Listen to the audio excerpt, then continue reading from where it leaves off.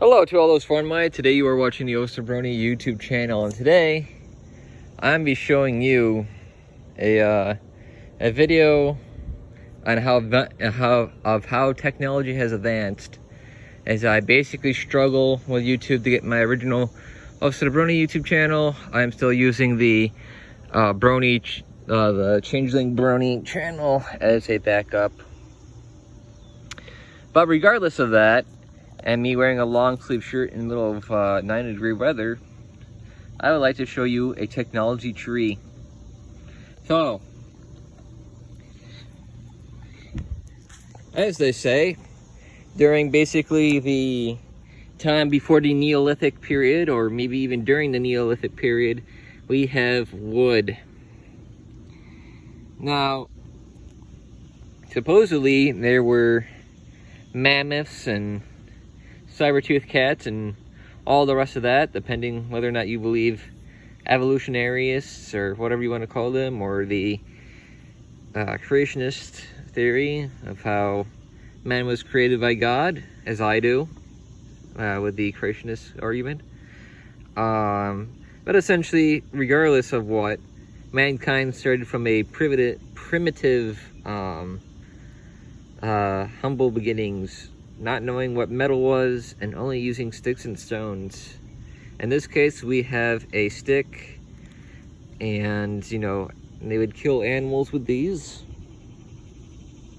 and yeah, get their food or defend themselves, whichever. Next thing that we had to go to is the Neolithic.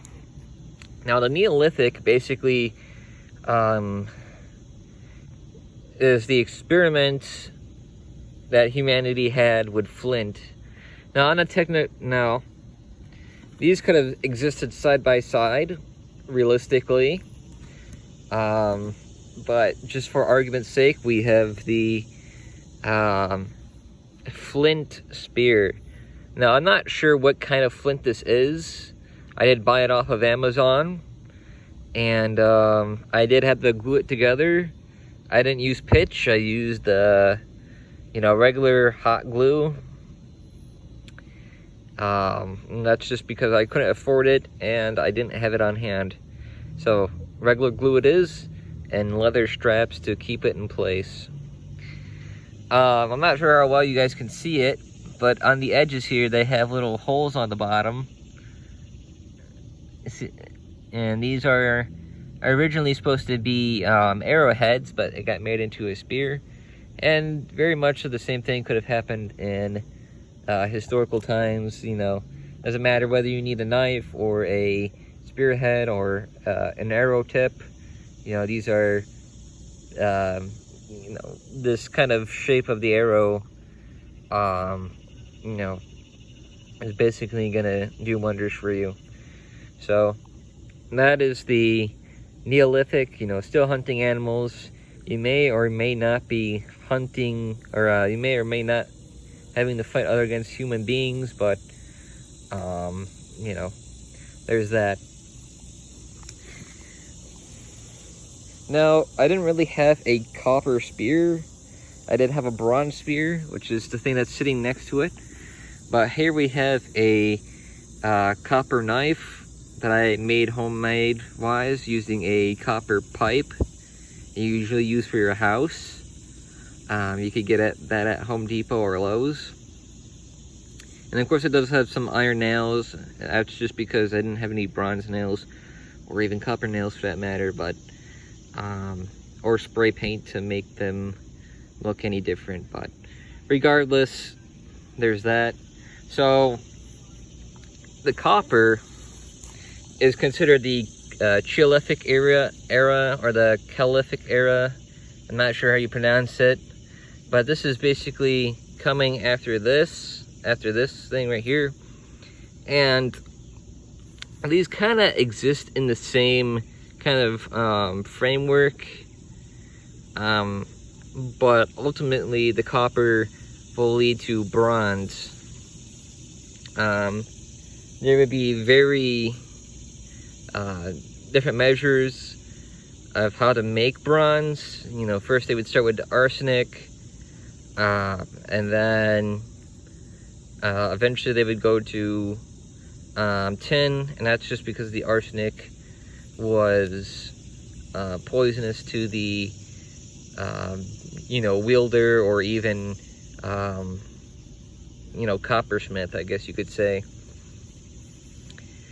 So then we move on to bronze. So this is the combination of tin and copper. We get bronze, and now we are in the Bronze Age. This is where you have the Sumerians. This is where you have the Elamites, the Egyptians, Mycenaeans, Syrians, Babylonians, the Hallstatt, Bronze Age Britain, Bronze Age Scandinavia, and the whole 9 yards. Right, this is basically civilization before the Iron Age, before the the Greeks and the Greeks proper, the Romans, before the Neo-Assyrian Empire and on all this. Now, with all these things here, these kind of exist side by side in a really weird way, because some societies do not have bronze, and instead they're still working with copper, or they still have flint. Now, let's say that the society doesn't know how to do mining, and they're just doing copper mining on the surface, but they don't really have subterranean mining operations. They're still probably going to be using copper and flint for the most part, just because these things are on the surface. Obviously there are exceptions to these, and they would also probably use bones and other stone tools. But basically, after the Bronze Age collapse, whilst these things probably still do exist, there are just not as many as them.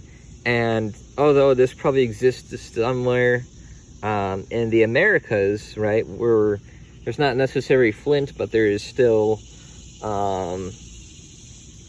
chart, I guess that's what it's called, CHERT, chart. Basically this is still being used.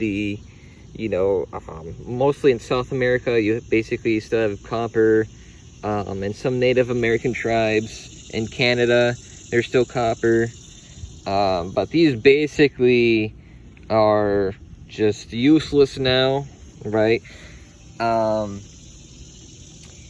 When it comes to bronze, during the Iron Age, it's mostly just being used for armor. It's mostly just being used for mace heads, some axes, but it generally fades out as a weapon of war by the time you get to the Hellenistic period, and you basically step out of the Greek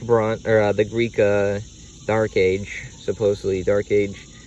This was usually like with the Dorian invasions, or I guess like people are still being influenced by the Illyrian tribes in terms of their armor, or rather their helmets.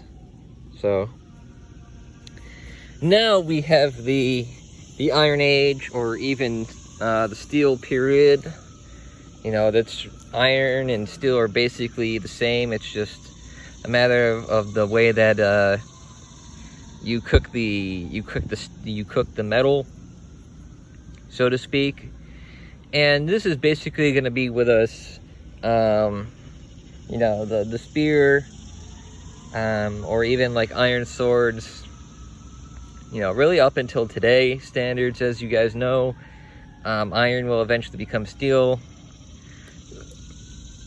and that basically kind of makes itself known by the time of the Hittites, right? Because they're the ones that are an Indo-European tribe, are the first ones to really use iron.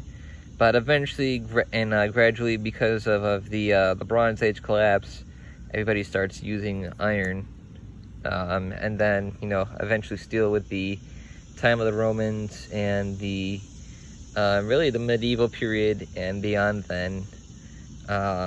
In terms of like people using spears for combat, you know, you still have the you know, like I said, basically the classical period, and you know, you have the Napoleonic Wars with people still using lances, and I think even in some cases during the colonial wars with some of the African tribes, there are still people on horseback, basically mowing down the native Zulus or something like that. And of course you still have, you know, Islamic powers that are still using, you know, sword and shield buckler kind of troops that are still using, you know, steel or iron swords to basically throw off the British or the French or really whoever. But that's really it. That's all I really wanted to show you. This is how far people have come along in terms of technology. There are, of course, some in-between periods and in-between metals that I just don't have or just don't have the knowledge of. But this is basically all you really need in order to understand how technology has advanced. So thank you guys for watching. I've been Osproni, and I shall see you in the next one. Until then, bye-bye.